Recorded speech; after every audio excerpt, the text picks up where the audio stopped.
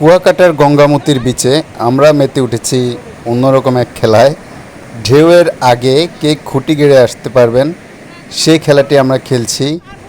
তো দেখা যাক, এক এক করে সবাই যাচ্ছে। এই ঢেউয়ের আগে খুঁটি গেড়ে আসতে হবে, ঢেউ যাতে পায়ে না লাগে। একজনের লেগে গেছে, নেক্সট টাইম আমি গেলাম, আমার সাথে আরেকজন গেল। আস্তে আস্তে যাচ্ছি, ঢেউয়ের আগে গেড়ে আসতে হবে খুঁটি।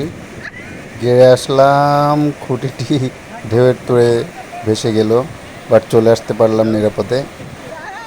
এভাবেই মজা মাস্তিতে কেটেছে আমাদের Kuakata tour. So hello everyone, আসসালামু আলাইকুম, দিস ইজ রাকিব সারওয়ার। আজকে আপনাদের নিয়ে এসেছি কুয়াকাটাতে, সমুদ্রকন্যা কুয়াকাটা।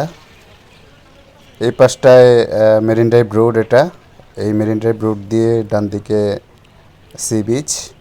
যদিও সি বিচ অনেক ছোট কক্সবাজারের তুলনায়, বাট এটাকে সমুদ্রকন্যা বলা হয় কুয়াকাটাকে। খুবই শান্ত নিরিবিলি, পর্যটকের তেমন ভিড় নেই।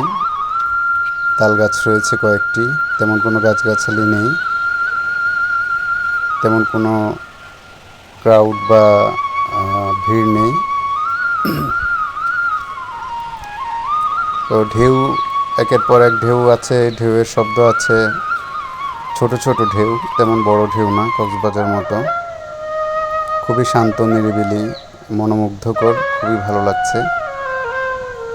আপনারা আসবেন, আপনাদেরও ভালো লাগবে। আমি ফার্স্ট টাইম আসলাম, কক্সবাজার কয়েকবারই গিয়েছি।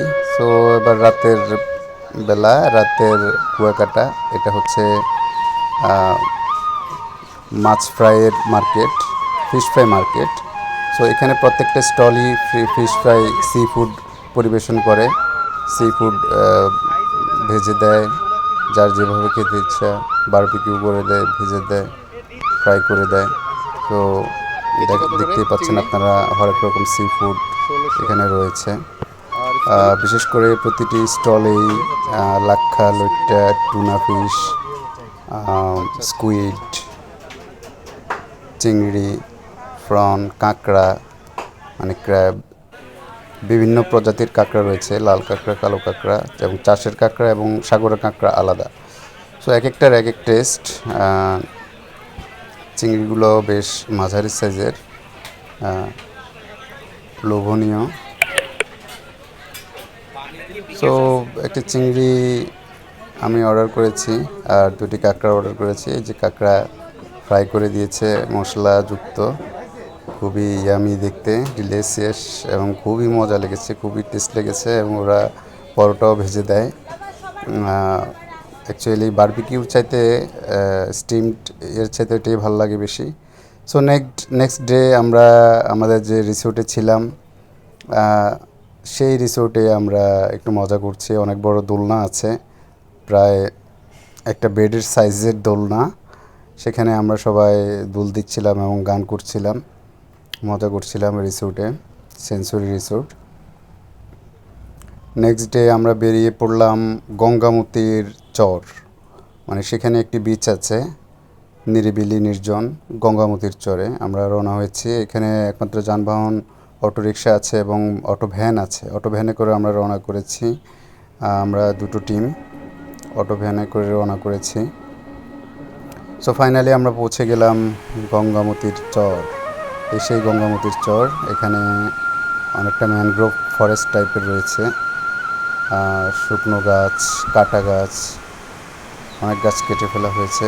এদিকে ঘন জঙ্গল, সাধারণত কেওড়া, গোলপাতা এরকম অনেক গাছ, করই, এরকম অনেক গাছ রয়েছে। জঙ্গলের ভিতরে আমরা ঢোকার সাহস পাইনি, কারণ আমাদের তেমন সেফটি কিংবা সিকিউরিটির ব্যবস্থা ছিল না, ভিতরে বন্য প্রাণী থাকতে পারে।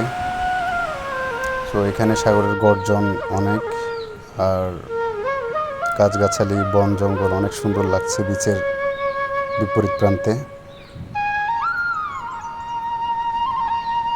দেখতেই পাচ্ছেন, বীচটি ছোট হলো অনেক মনোমুগ্ধকর, অনেক সুন্দর, প্রাকৃতিক সৌন্দর্যে ভরপুর। তো আসলে এক এক জায়গার এক এক সৌন্দর্য। কক্সবাজারের সৌন্দর্য আলাদা, কুয়াকাটার সৌন্দর্য আলাদা, সেন্ট মার্টিনের সৌন্দর্য আলাদা। সো কুয়াকাটার সৌন্দর্য দেখতে হলে আপনাকে আসলে কুয়াকাটাতেই আসতে হবে। এটা আসলে একটার সাথে একটা কম্পারেবল না। তো এই বীচটা আমার কাছে অন্যরকম মনোমুগ্ধকর লেগেছে, খুবই ভালো লেগেছে। ঢেউ মানে সবসময় ঢেউ লেগেই থাকে, বাট তেমন বড় ঢেউ না, ছোট ছোট ঢেউ, সাগরের গর্জন।